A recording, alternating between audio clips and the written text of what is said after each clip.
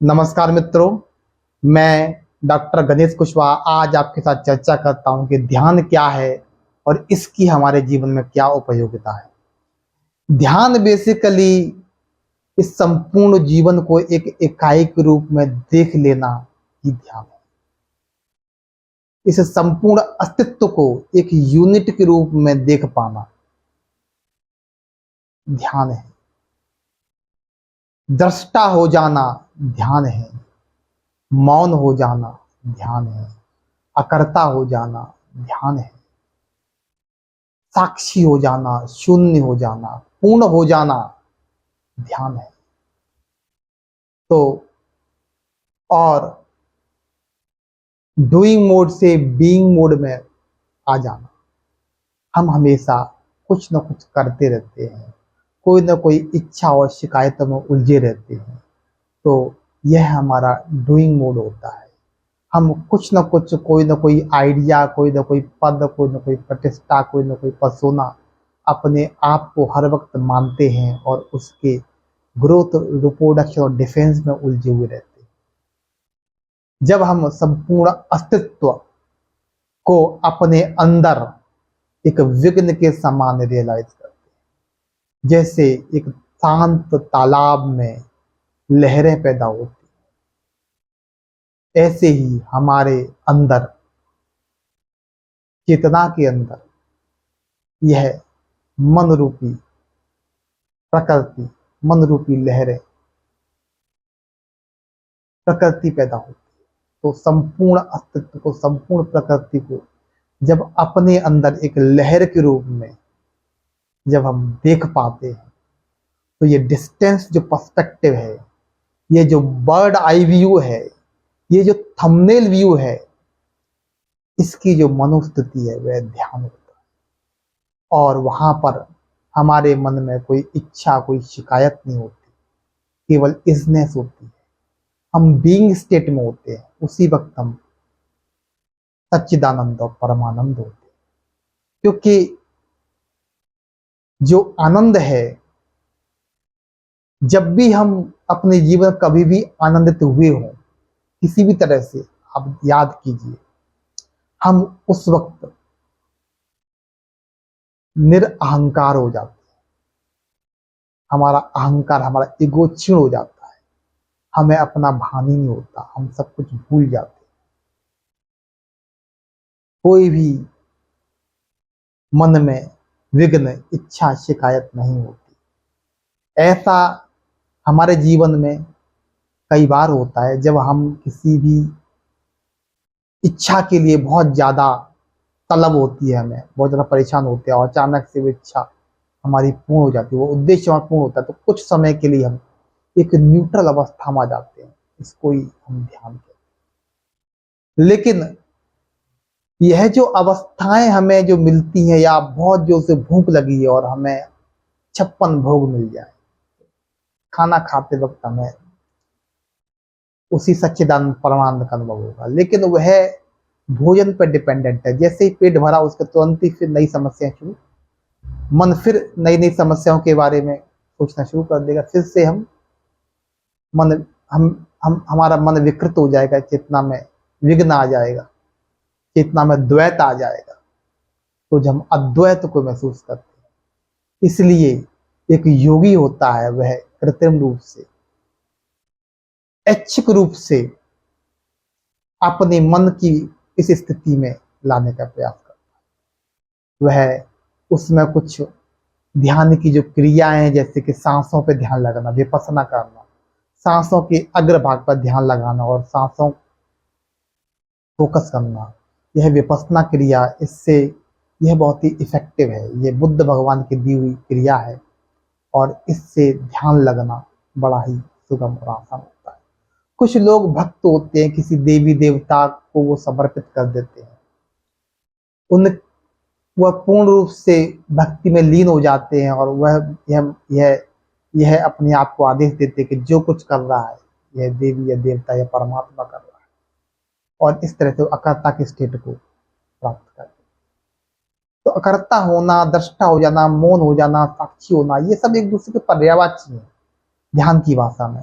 हम किसी भी तरीके से, जब एक वैज्ञानिक, एक जो रिसर्चर है, तर्क के थ्रू ये जान लेता है कि इस दुनिया में सब कुछ परिवर्तनशील है, सब कुछ नासुर है, सब लहर के समान है, क्षणिक है, और इस तरह से वह जब संपूर्ण अस्तित्व को लहरों के समान देख पाता हो, अपने आप को, अपने अंदर, तो अपने अंदर की स्थिरता का अनुभव करता है, नॉन चेंजिंग जो एग्जिस्टेंस को जो एक्सपीरियंस करता है, तो वही आत्म साक्षात्कार, वही परमानंद, सत्य, सौंदर्य और आनंद, तीनों अलग अलग नहीं, तीनों एक ही है।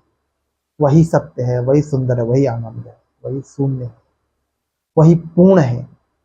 तो जब हम पूर्णता को, शून्यता को, सत्य को, सौंदर्य को, आनंद को जब हम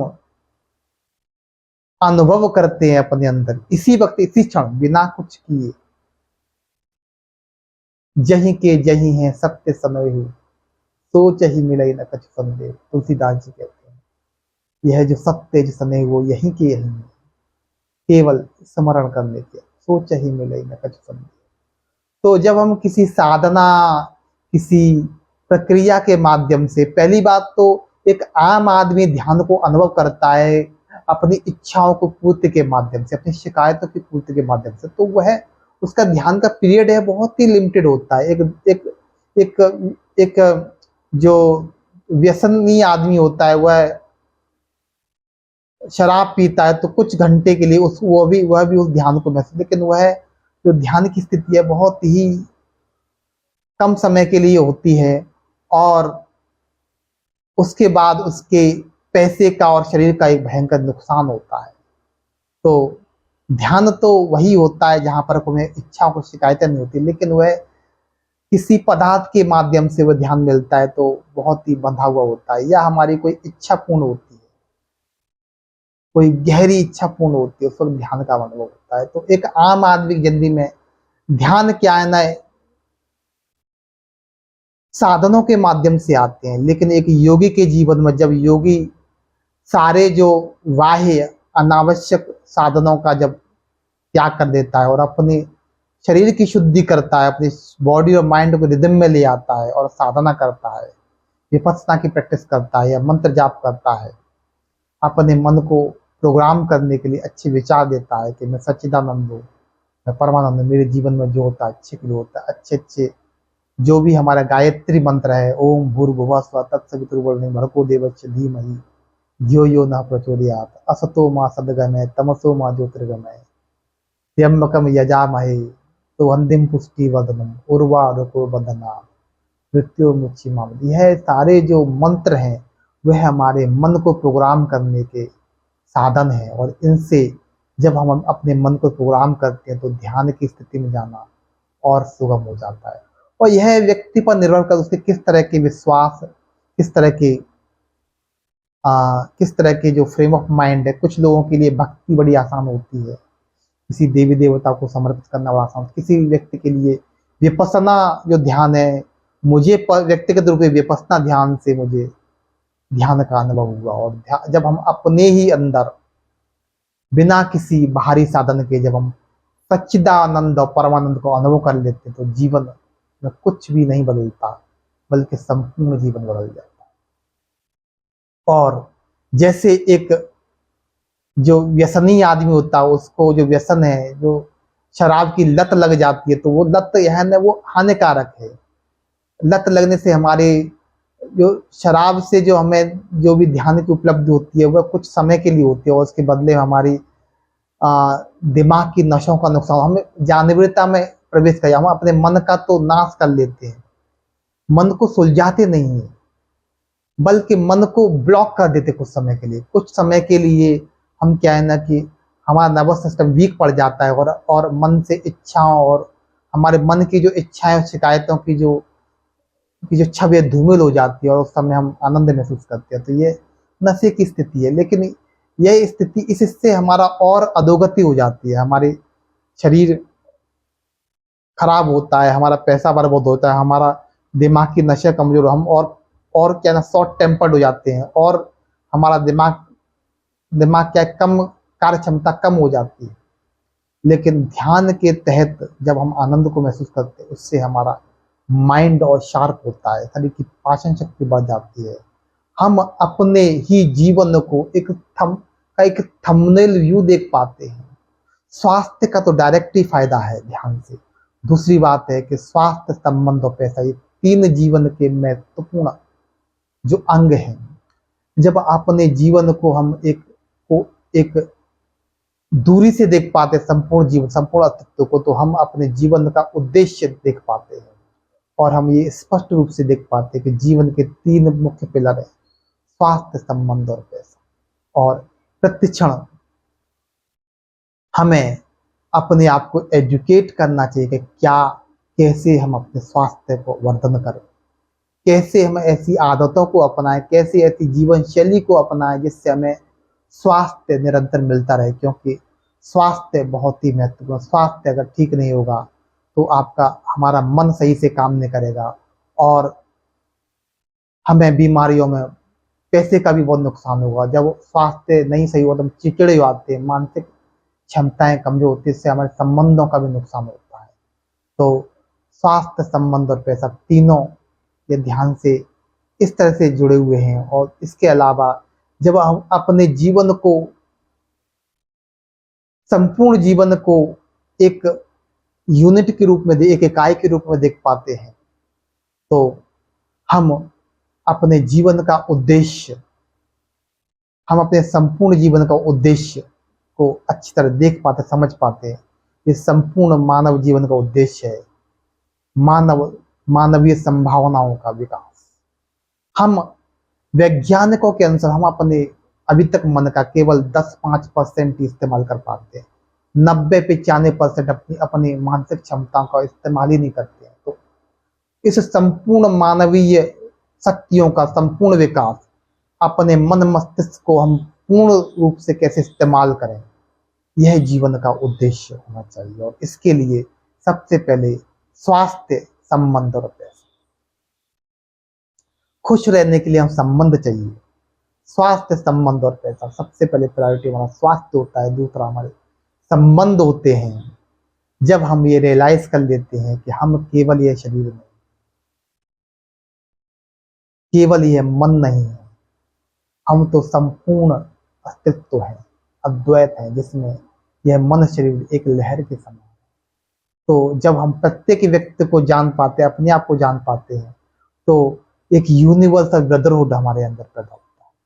और जब हम सत्य, सौंदर्य, आनंद को अनुभव करते हैं और जीवन के जो हमारे अंधविश्वास हैं, हमारे जो सुपरस्टिशन से, उनसे मुक्त होते हैं और देखते हैं कि लोग किस तरह से अंधविश्वासों से उनका जीवन नरक हो रखा है, तो हमें उन पर, उनकी गलतियों पर उन पर क्रोध नहीं आता, उनके प्रति करुणा आती और मैत्री भाव आता है। इससे हमारे संबंध अच्छे, मैत्री, करुणा, प्रबुद्धता करते रहता।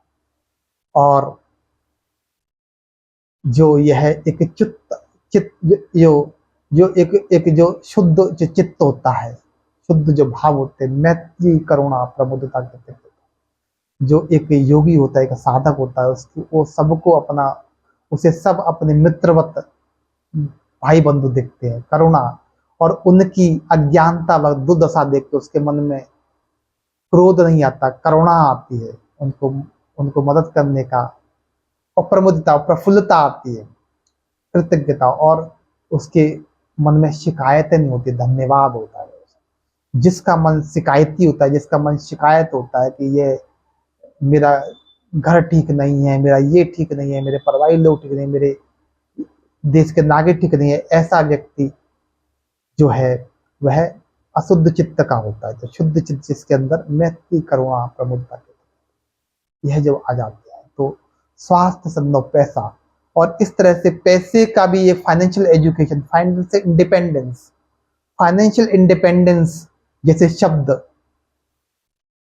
मुझे ध्यान और योग और ध्यान करने के बाद ही मैं इनके संपर्क में आया। क्योंकि पहले तो हमें ये था कि पैसा, अच्छी नौकरी करनी है, पैसा कमाना है, पैसा जोड़ना है और अच्छा घर बनाना है, अच्छी गाड़ी खरीदनी है, लेकिन हमें फाइनेंशियल इंडिपेंडेंस जैसे शब्द की जानकारी नहीं थी। तो आर्थिक स्वतंत्रता जीवन का, अगर पैसा ही कमाना है तो पैसे से स्वतंत्र होने का हमारा उद्देश्य होना चाहिए। तो निरंतर अपनी फाइनेंशियल एजुकेशन को बढ़ाना और पैसिव इनकम, एसेट्स बिल्ड करना, लाइफ में खर्चों को कम करना, एसेट बिल्ड करना, यह जो जितने भी फाइनेंशियल एजुकेशन की बुक्स हैं, रिच डैड पुअर डैड है, मिलियनेयर नेक्स्ट डोर है, साइकोलॉजी ऑफ मनी है, द इंटेलिजेंट इन्वेस्टर है, ये सारी बुक्स हमें यही बताती है, यही समझाती हैं। तो योग और ध्यान के माध्यम से हम ये सही जान लेते हैं कि हमारा जीवन का जो लॉन्ग टर्म उद्देश्य क्या है। जब हम पूरे जीवन को एक थंबनेल के रूप में देख पाते हैं, एक डिस्टेंस भी देख पाते हैं, तो उसको हम उसके हम बेहतर डिजाइनर और बेहतर आर्किटेक्ट बनने की संभावना बढ़ जाती है। तो अच्छा स्वास्थ्य पाने के लिए अच्छी जीवन शैली अपनाना, निरंतर स्वास्थ्य के लिए हेल्थ आईक्यू बढ़ाते रहना और wealth IQ, passive income, asset build करने के लिए निरंतर अपनी अपनी जो आईक्यू को बढ़ाते रहना, शेयर मार्केट की नॉलेज बढ़ाना, पैसिव इनकम कैसे बिल्ड करनी है इसको बढ़ाना, और सेल्फ एम्प्लॉयड और एम्प्लॉय जो मोड से हमें एंटरप्रेन्योर इन्वेस्टर मोड में आ जाना। यह है आर्थिक स्वतंत्रता। हमें पैसे से मुक्त कैसे हो, पैसा इसलिए कमाना है कि हम पैसा जो पैसे के लिए किसी के सामने मजबूर ना पड़े होना पड़े और पैसे के लिए काम ना करना पड़े। तो ऐसी स्थिति कैसे लाए। और तीसरा जो संबंध में तो स्वास्थ्य, संबंध और पैसा, तीनों को जब हम सॉल्व कर लेते हैं तब हम और अधिक अपनी मन की क्षमताओं का, मानवीय मन मस्तिष्क की क्षमताओं को एक्सप्लोर करने के लिए एलिजिबल हो जाते हैं। कोई व्यक्ति जब तक पैसे से परेशान है, आर्थिक रूप से तंग है, जब तक वह स्वास्थ्य से परेशान है, जब तक उसके संबंध स्टेबल नहीं है, तब तक वह व्यक्ति अपने मन मस्तिष्क की क्षमताओं को एक्सप्लोर नहीं कर सकता, वह योग ध्यान के मार्ग पर आगे तरक्की नहीं कर सकता है। तो योग ध्यान का जो अगर शुद्धतम भाषा में कहा जाए तो केवल एक सही अर्थों में शिक्षा है, मानवीय संभावनाओं का संपूर्ण विकास है, और इसके लिए हमें स्वास्थ्य, संबंध और पैसा, इन तीनों से मुक्त होना पड़ेगा। स्वास्थ्य स्वतंत्रता, health independence, financial independence, relationship independence, ये तीनों स्वतंत्रता जब हमारे पास आएंगी तो हमें पैसे के लिए काम न करना पड़ेगा, हमारे पास समय अधिक होगा। तो जीवन के जो सबसे महत्वपूर्ण कार्य है वह मानवीय मन मस्तिष्क का संपूर्ण विकास, वहां पर हम ध्यान लगा पाएंगे। नहीं तो अधिकतर आम आदमी का पूरा 100% एनर्जी जीवन यापन में ही निकल जाती है। तो जीवन यापन को कैसे साधारण बनाना, कैसे सिंपल बनाना, कैसे सटीक बनाना है, और इससे यह शॉर्ट आउट हमारा योग ध्यान की प्रक्रिया इसमें बहुत ही सहायक है। Thank you.